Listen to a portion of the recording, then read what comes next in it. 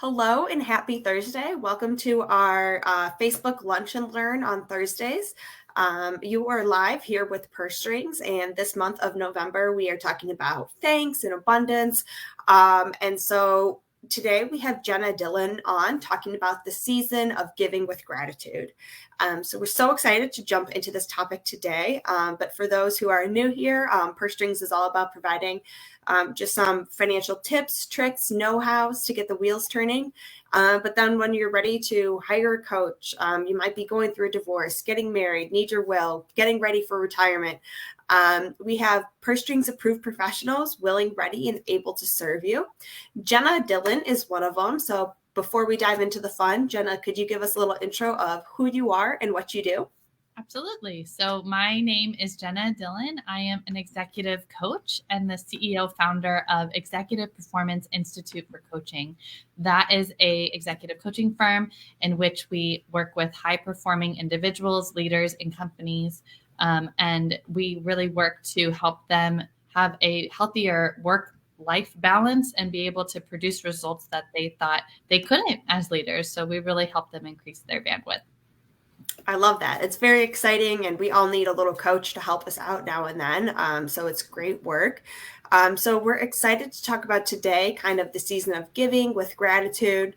And as we're wrapping up this year and getting ready to go into the new year, what are some helpful questions we can reflect on in lieu of this notion of gratitude and abundance? Yeah, I would say there's a few things that you can ask yourself. One would be, what are the things that, if you were to ask yourself this, what are the things that I've been pleasantly surprised by this year? Right? Because that then can get people to just evaluate and reflect on the things that perhaps they hadn't thought of before that went swimmingly well, or that they didn't necessarily anticipate to go well, and it did. And then another question would be, who are the people in your life that have really made a significant impact, and why was that? Right? So often it just can be a good reminder to look back at our community and the people in our lives and how they've really been a wonderful bonus or add-on, right? And then the other question that I'll leave you with, and this is more for you to think of for yourself, for the listeners out there and viewers, is what have I been most proud of this year? I love that. And I love the reflection because sometimes post and we don't always take that time to look back and think about what did we accomplish that we're very proud of, that at the beginning of the year we were surprised or scared to even do. Yeah. So many people, we have so many distractions these days, and blocks from abundance and gratitude. What do you find that is like really blocking and distracting people these days? Well, I think one thing that I feel like if I don't address this, it's going to be the elephant in the room. So clearly we've had a number done on the world from the pandemic. And there can be perhaps after effects or like post-pandemic or endemic symptoms and effects. I think it's important that I'll speak from a high level because I think it's important for us to realize this no matter what world event or situation that we might be in, and whether it's impacting ourselves, our community, our city, or the world, is often people will find from a psychology standpoint that they'll get into a couple different notions. One where they feel like they have to prove themselves to either others or even prove themselves to themselves, right? Or they have this notion of it's never enough. I got to keep going, which the two can even be very feeding to each other or fueling to each other. But ultimately, like what that state of mind or mindset can get us towards, or what we can slip into, is ultimately fear. And if I may just explain this a little bit, it's actually very logical for us to slip into fear because our brain's main purpose is to keep us alive. So if you were to look at I won't be super technical here, but if you were to look at a very simple map of what our brain looks like, the root of our brain, like at the brain stem, right by our spinal cord, is where we are looking at how we can, like, thinking to ourselves, how can we survive? And so naturally, we are kind of on this even subconscious periphery of what is a threat. Yeah. So at the root of where our brain's main purpose, it can beget fear, because, we might even have this reaction to something that isn't something to be afraid of, but it's our reaction because we're like, wait, what is that? Right. Right. So it makes sense that we can have states of mind that slip into fear. But that's what I find most often, regardless of what the crisis or what the circumstance or situation is or what's happening in the world, is we can get into this notion of fear. And that ultimately can be what distracts us or blocks us from having abundance and gratitude and problem solving, right? I mean, that makes a ton of sense. I mean, back in the day, the whole thing was to keep ourselves alive, just from other animals and things like that, making sure we feed and eat. But now that fear is kind of reallocated in different areas, now that we have these different problems that are upcoming, even though it's not, staying alive anymore. Yeah, yeah, absolutely. So how do we mitigate this or manage this and kind of fight this fear that we have going on so we can feel that abundance and gratitude? Yeah, I think, in coaching, one of the things that I will say part of my job is to help my clients learn how to mind their mind. Okay. I like that saying. Yeah, like, mind your mind, and easier said than done, truly. That's why I'm there, right? And so, and we can't do surgery on ourselves, but if we can learn how to be more mindful and mind our mind, that really can mean how understanding what emotions are we feeling or processing and thinking, and what do they mean? Because emotions aren't necessarily weak, and they're not necessarily uninformative. We just have to know what it means. And if I'm afraid of something, what does that mean? Is there literally something to be afraid of? Or is it, oh, I'm afraid because I want to make sure, I'm alive, right? Or I want to make sure that I care about my family and that they're going to be okay. So it makes sense why I'm afraid, but I have nothing to be afraid of when I look at reality, right? So being able to know how to mind your mind and build that emotional intelligence. Now that's the technical answer. Okay. Right. Like, how to be more speaking human and more simple of how to manage and mitigate that is to really look at how to slow your mind down and look at reality. Like, what am I feeling and thinking right now? Is what I'm thinking true, or is it just my perception?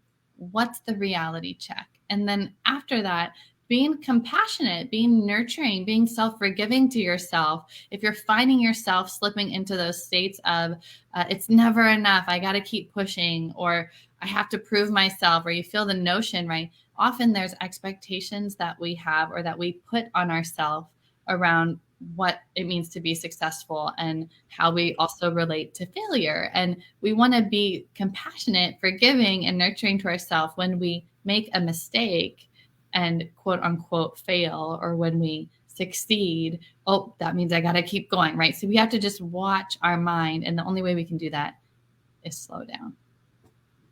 I love that. Yeah. And that's kind of where you even started is, looking back and what did you already succeed at over the year? And, what were your successes? Because we know we're not overall failures. None of us are. We're always accomplishing so many things. Yeah.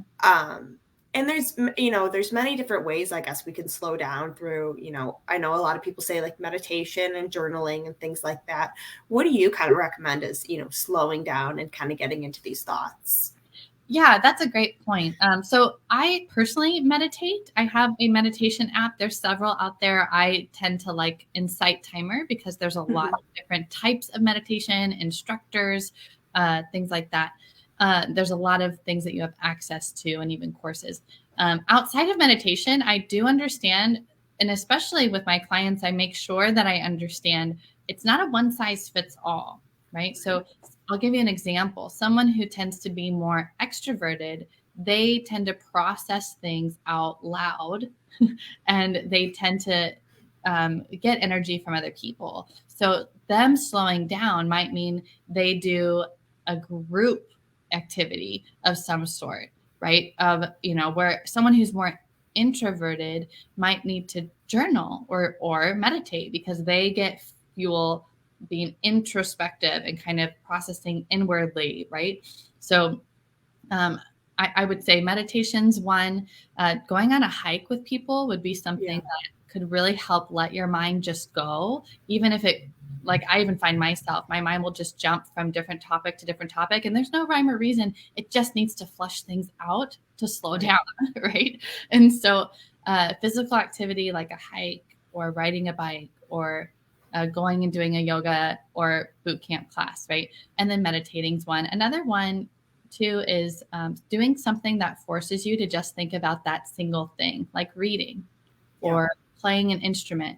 It forces your mind to focus on one thing rather than bouncing around. It actually can help your mind slow down that way. So those are a few things. Those are great examples because meditation's not for everyone. And you don't always think as a group activity as slowing down, but it can be if you are an extrovert. I can't relate there. I'm not. So I definitely like to, go on the walks and things like that. But sometimes it's also remembering, like, just you don't need to put your headphones in. Let your thoughts do their things. Otherwise, you are still running your mind. So sometimes I'm like, you can walk without your headphones and just let your head do its thing, because that way you need to kind of relax and kind of slow down a bit. Yeah, absolutely. And so with, the work that you do and your clientele, what are you most grateful for in this season of gratitude? Oh, so I don't usually get asked that question. I usually have people ask me that. One of the things that I would say I'm most grateful for are the circle of friends that I have and colleagues that I have in my life. I really find that the more that we have been able to be there and emotionally support each other, and be honest and vulnerable and, transparent with each other, it's just made our relationships even stronger. I feel like they really know me well and know how to have fun and also know how to be very forgiving, compassionate, and be emotionally supportive. So I'm really grateful for that community. Of course, my family. The things, and I guess I'll give one more. Third time's a charm. I'm really grateful for having a coach myself, actually.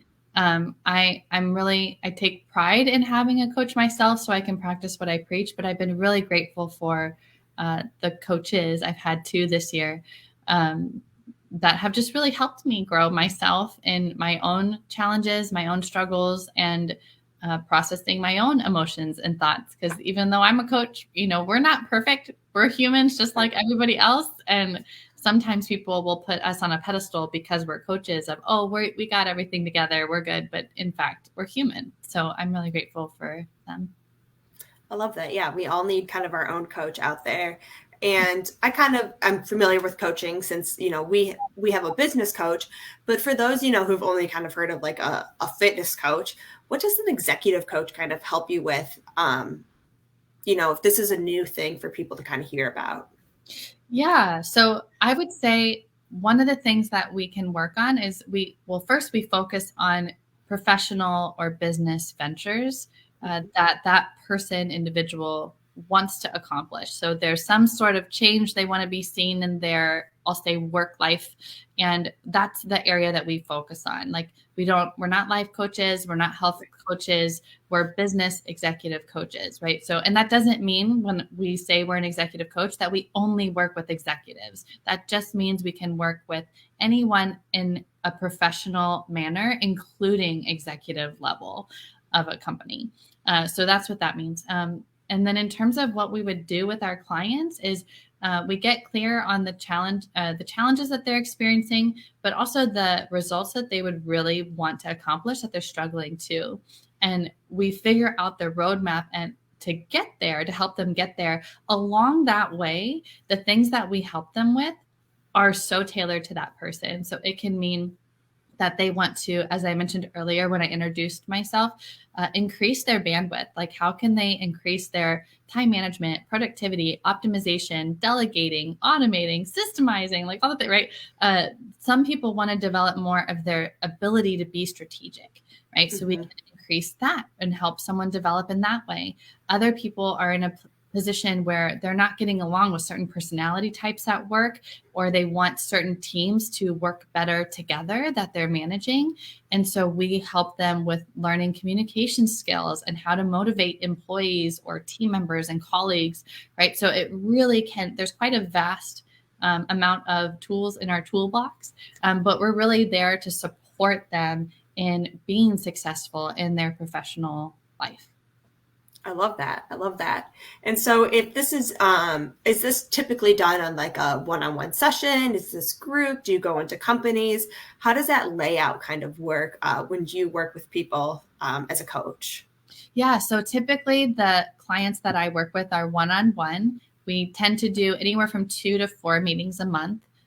Me and that individual will design how often we meet, which is why I say 2 to 4 times a month, because some people like longer sessions, some people like shorter sessions and meeting more often. And then we also do, I say we because me and my team, we also can work with teams or groups doing group coaching, where 3 to 5 individuals can come in and be in a cohort where we actually coach everyone in that cohort, where they get to observe and watch each other be coached. And so it doesn't necessarily mean it has to be a team, like literally a team.